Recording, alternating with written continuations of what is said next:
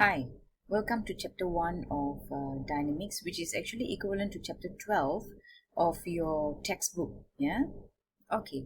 The first part of the chapter 12, we will be studying on the rectilinear kinematics and the continuous motion. So the objective would be find the kinematic quantities like position, displacement, velocity, acceleration of the particle traveling along the straight path. Yeah, so I'm looking at textbook page 4 onwards. Yeah, okay. Now the application. The motion of large optical objects such as rockets, airplanes, cars can be actually analyzed if they were particles. Okay, so why? So that we can measure the altitude, we can also measure the velocity and so on. Yeah, so if you look, let me just explain to you briefly what is actually going on here. Okay, if you look in dynamics, you took my dynamics class before you in order to enroll for this class, right? So sorry, you took statics class.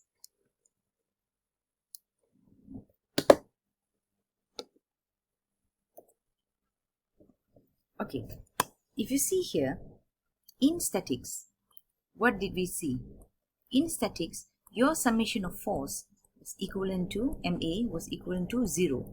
So either the A was it was a static object or the velocity was constant. But most time we were actually studying everything that was static, yeah, not moving, yeah, like beam structures and all these things. In dynamics, yeah, so in dynamics, what we have your F equals to MA, whereby the A has a value. So that is the difference between statics and dynamics. Yeah, okay, so this is where we are going to look at calculating the A, yeah, and then coming up with the summation of forces. So now getting back to our lecture. Yeah, so every single object, yeah, has got a velocity and acceleration. So that's what the importance of studying dynamics itself. So example, like a sports car traveling along a straight line, can we treat it as a particle? Now what does it mean by this statement? Okay, going back to the explanation. Okay, the first part of dynamics, if you see dynamics textbook, yeah, it starts with chapter 12. Yeah, it starts with chapter 12. I'm very sure you have your dynamics textbook with you now. And then we have chapter 13, and then we have chapter 14, and then we have chapter 15. Okay, then we have chapter 16, chapter 17, chapter 18, and chapter 19. So these are the chapters that you're going to study. Okay, in this portion, the first part, we treat all object as one single particle. Yeah, whereas the second part of the chapter, the syllabus, we'll be treating as a rigid body. So what's a rigid body? It means a combination of many particles. So you can have combination of linear movement, curvilinear movement in one set, but here it will be only one thing at a time. Okay, so if it's linear, then it's linear. If it's curvilinear, then it's curvilinear, because we're only looking at particle. So in chapter 12, we'll be looking at equations, all equations, yeah, like equations for S, equations for V, equations for A. Yeah, S is what do you call displacement, V is velocity, and A is acceleration. Now from chapter 12, you have learned how to calculate the A, yeah, and then you use the A for chapter 13. Okay, because chapter 13 would be force and acceleration. Look at your textbook. Yeah, and then so this is where you are calculating force and acceleration. So you're calculating the F here. In chapter 14, you'll be looking at work. So what is work's formula? Work equals to force times distance. Where do you get the force? The force from chapter 13. Okay, so it is a continuation, yeah, and then here you'll be studying on impulse and momentum. So this is the first set, but so all this first set will be only looking at one single particle, whereas the second one will repeat the same thing. Yeah, will repeat this whole thing.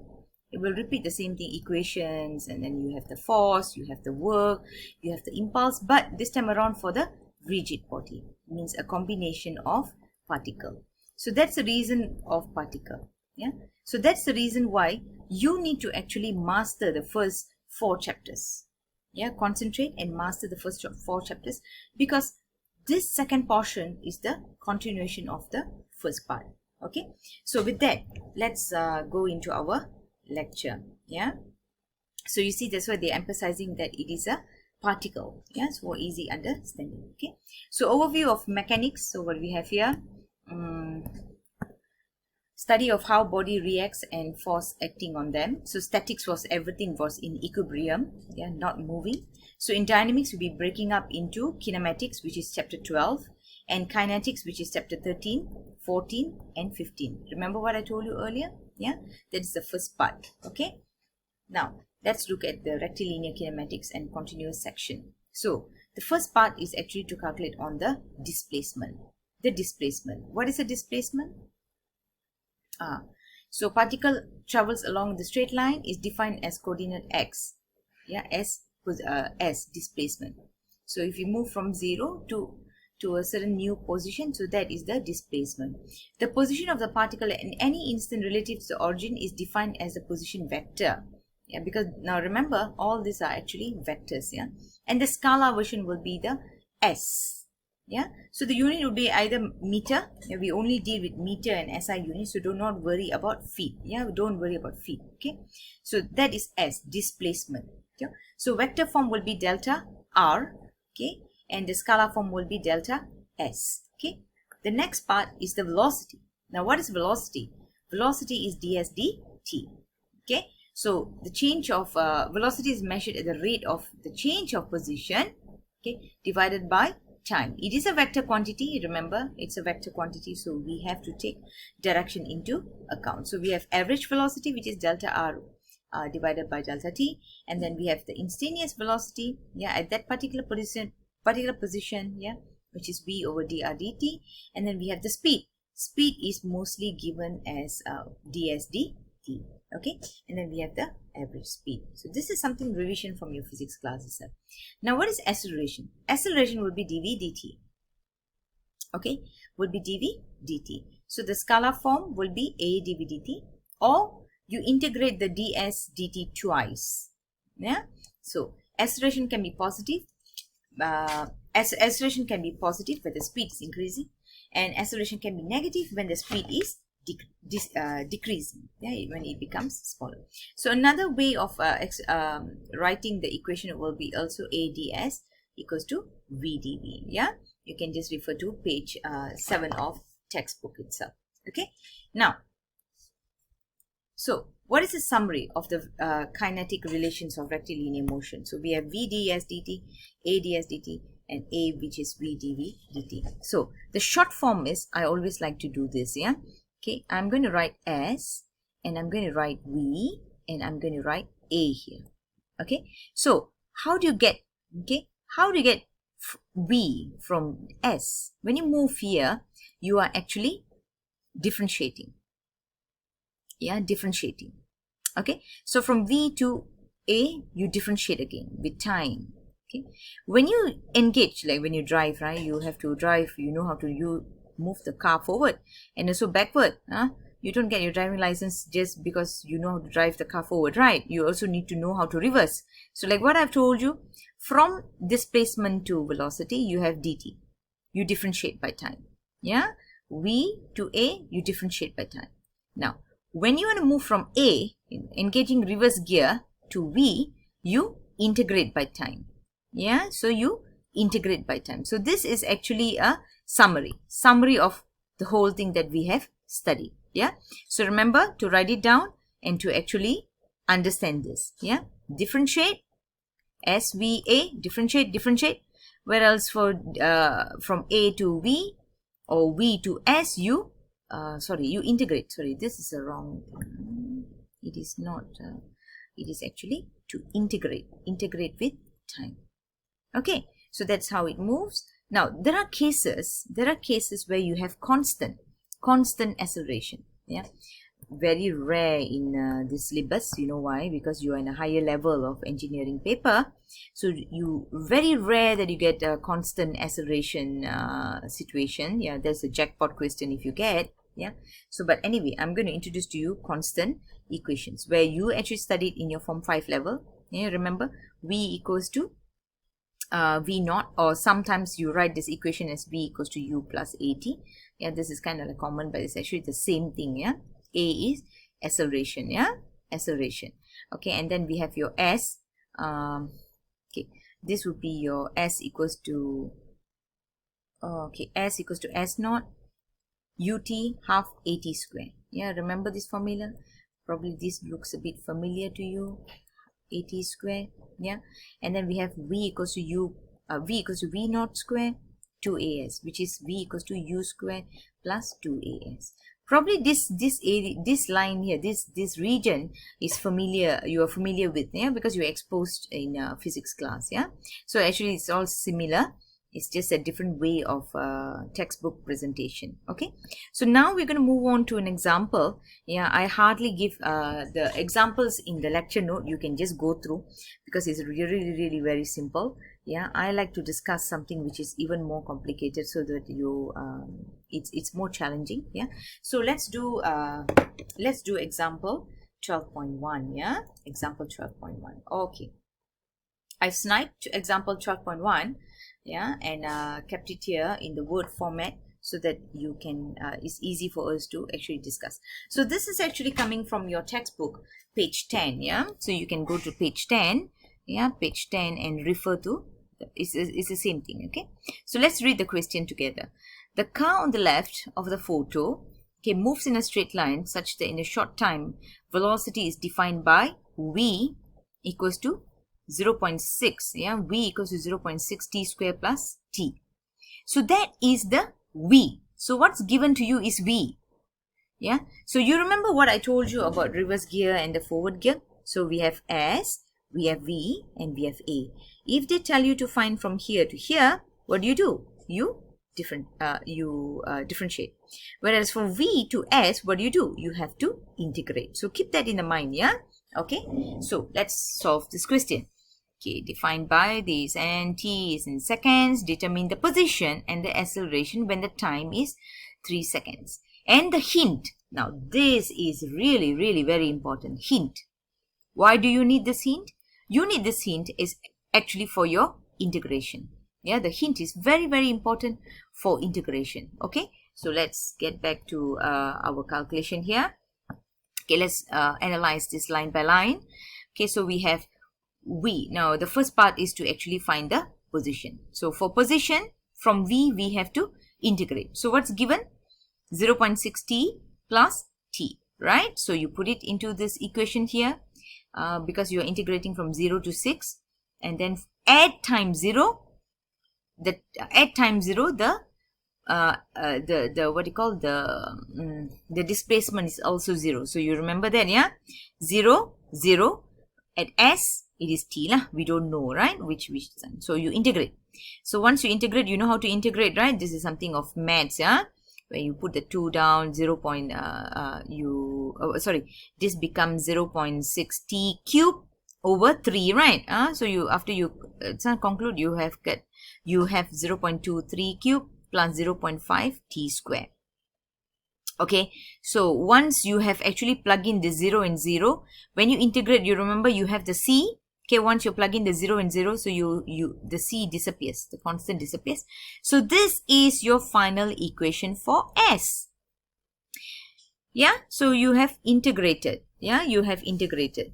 If you see, you're not finished with answering the question, because the question is actually asking, determine the position and acceleration when the time is actually 3.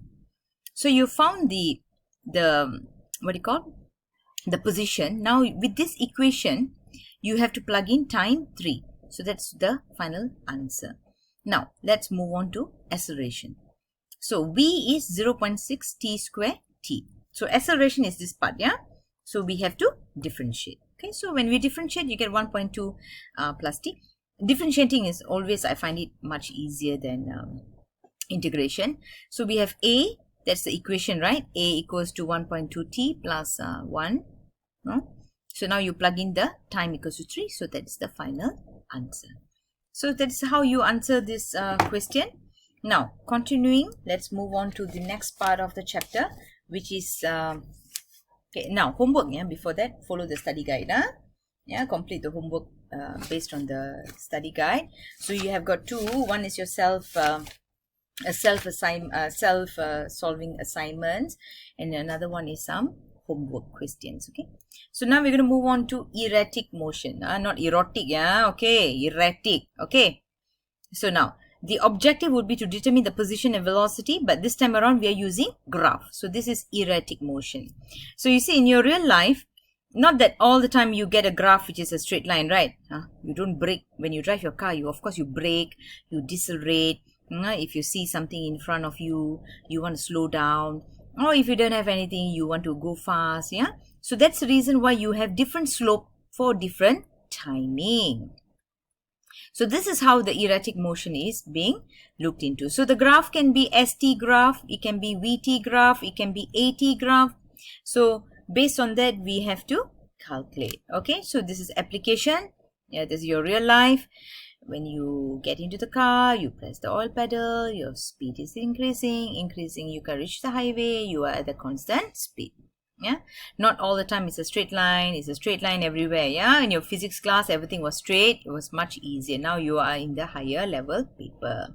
Okay, so this is another example. Can you see the car? Yeah, okay, now let's move on to the formula.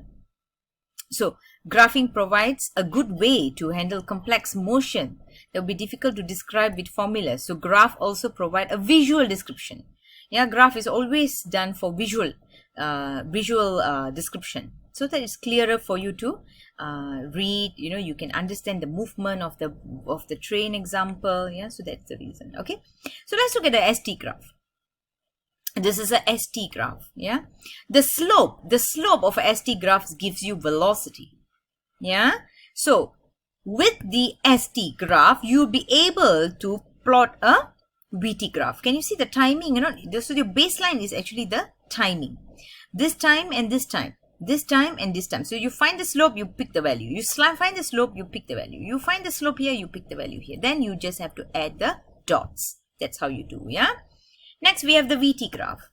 What does the VT graph say? The slope is acceleration. So from this graph you can actually generate this graph. Same slope, it's a point, slope, it's a point, slope is a point. Okay.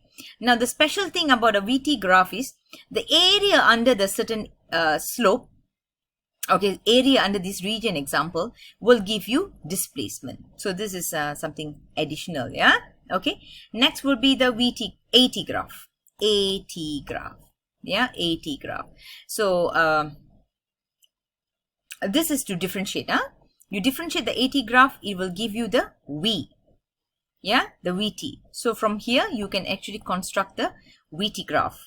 Yeah, and then we have the AS graph. Okay, the area under the graph. This is a bit unique because it's AS. All the graphs usually will be based on time, but this is unique. It's using S. So the area under the graph will be given by this equation.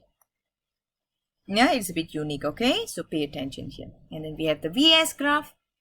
Okay, so another complex case presented by the distance thing by reading the velocity at the V point of the curve multiplying by its slope. So it's the same point that we can obtain the acceleration at the point. So recall the formula is from here. So you have your VS graph. Yeah, this is all not common graphs. Yeah, most common is time, but of course in your exam you can also get a VS graph. There are some examples that you can go through in this lecture note, yeah, which I'm going to skip because I'm going to discuss something more complicated. Okay, so let's move on. Let's move on to the Let's Do in Class example 12.6, and of course after the end of this video you have some questions that you need to post it up on the e-learn. Yeah, so before we conclude, let's move on to an example, solving an example. Okay, let's look at this. A bicycle moves along a straight road such that the position is described by the graph. Okay, so the position of this bicycle is given by this. So time 0 to 10 you have one slope, time 10 to 30 you have another slope. Okay, so you need to construct the VT graph and the AT graph. So what do? So given to you is ST graph. Yeah, given to you is ST graph. You need to plot VT graph and AT graph. So when you solve, you have to solve by segment, yeah, by the time. You see, can you see not? 0 to 10, because 0 to 10 is one storyline. 10 to 30 is another storyline. Can you see that? Yeah, another equation, another story, another movement. So you have to go by the segment. So the reference is segment. Can you see the segment again? The reference? You see it's 1 to 10, 10 to 30. 1 to 10, 10 to 30. Okay, just follow the main graph that's given in the question. Okay, so now let's solve this thing, yeah? Okay, so what do you have here? You have S. How do you find V? You differentiate. So when you get that, you differentiate, you get 0.6t. So which means time 0 to time 10, the graph would be 0.6t. So you know how to draw a graph 0.6t, isn't it? The slope is 0.6. Yeah, so it will be a straight graph like this. Okay, and then repeat the same same way where you differentiate this. You get 6. So what does it mean? Time 10 to 30, the line is 6. V equals to 6. Okay, you understand? So that's how you do it. Okay, so next will be to plot AT graph from here. So remember, yeah, you can get a question which is reversing. Yeah? So from here is S to V, V to A. But you may get something which is reverse, so better be careful, yeah? Okay, now again, the segment 0 to 10, what's the equation for V? 60, 0.60. So you differentiate this, you get 0.6. And then time here will be 6 meter. The equation is 6 meter per second. So you take time 10 to 30, 6 meter, you differentiate, you get 0. So plot time 0 to 10, 0.6, just a flat line. Time 10 to 30, a flat line here. So this is how your graph will look like for your AT graph. So, so I've completed the text up to chapter 12.3. So just follow the instruction in eLearn. Look at what are the things that need to be uploaded. Yeah, you upload, you solve and upload. Yeah, so thank you until we meet in the next video.